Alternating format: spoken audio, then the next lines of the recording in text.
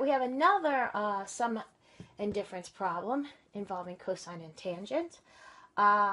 Here the information given was that cosine is equal 1/4 and it's in quadrant 4. So in order to do these problems, I'm going to have to draw a triangle so I can figure out what sine of theta is and what tangent of theta is. So I'm going to have to draw a triangle. Where am I going to draw my triangle? I'm going to draw it in the 4th quadrant. So there's a bunch of work I have to do before I can get started with this problem. What am I given? I'm giving 1/4. So what's the 1 represent? That is the x, and the 4 is the radius. Or you can think of it as the adjacent and the hypotenuse. So in order to get sine and tangent, I'm going to have to find y, or opposite. How do I do that? Right? So we need to find y here. Pythagorean's theorem. So we have 1 squared plus y squared equals 4 squared. 1 plus y squared equals 16. Y squared equals 15. I'm going to take the square root, so I have the square root of 15. However, you have to be careful because you're in the 4th quadrant.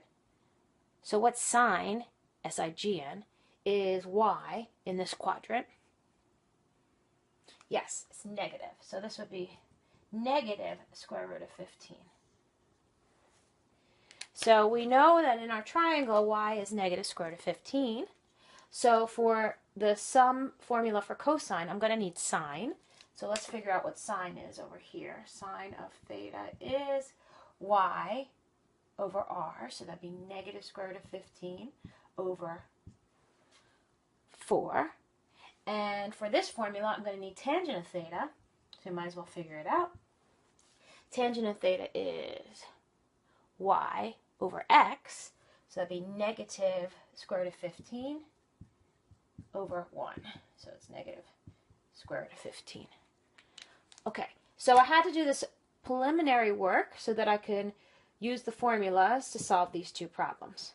Luckily, the second angle was given to us, and that angle we know. We know cosine, sine, and tangent of 60, and same thing for 45 degrees. So let's erase the board and start with cosine of theta plus pi over 3. All right, so first we have to think about what's the formula for what's the sum formula for cosine? That would be cosine of the first angle times cosine of the second angle.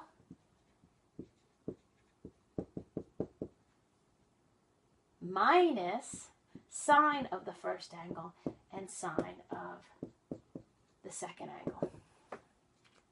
I wrote our information from the triangle we did up here. I don't need tangent for this problem, but I just wanted to put it up for the next problem. So what's cosine of theta? That was given to us. That's 1/4 times cosine of 60 degrees. Right? You should think about your triangle. I'm thinking about my triangle in my head, so that would be adjacent to 60 is a half. Minus sine of theta, we figured that out to be negative square root of 15 over 4 times sine of 60 degrees. So that's square root of 3 over 2. Now we need to clean this up, so I'm going to multiply these fractions together. That's 1/8 minus, actually it becomes a plus, right? Minus minus plus square root of 45 over 8, which I can clean up. Let's see, I can break 45. That's 9 times 5. So let me break that up.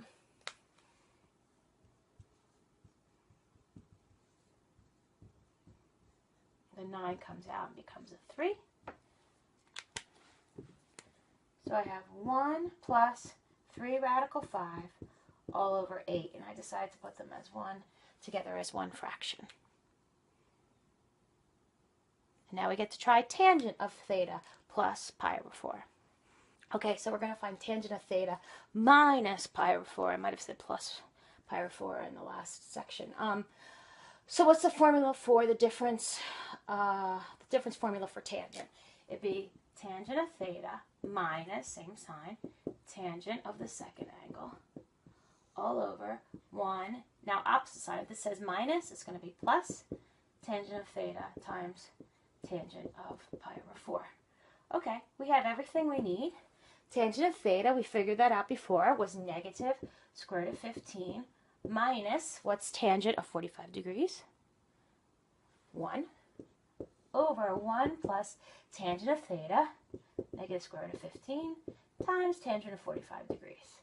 So we have negative square root of 15 minus 1 over 1 minus square root of 15. All right, so we are going to have to rationalize this denominator. So I'm going to multiply the numerator and denominator by the conjugate, which is 1 plus square root of 15, 1 plus square root of 15. And sorry, it's not still on the board, but we're going to have to erase the board to make room anyhow. So I'll write it up here again. Okay, so let's FOIL the top. So that would be negative square root of 15 times 1, negative square root of 15.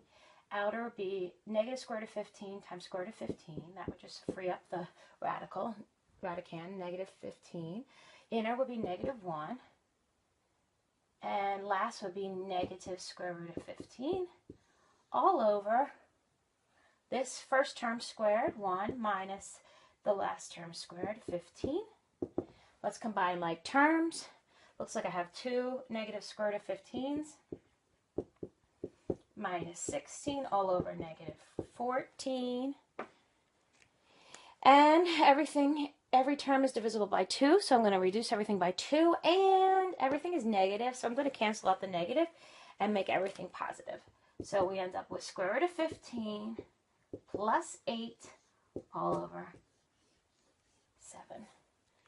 Right? Divide this by negative 2, we get 7. Divide this by negative 2, square root of 15, divide this by negative 2, and we get 8.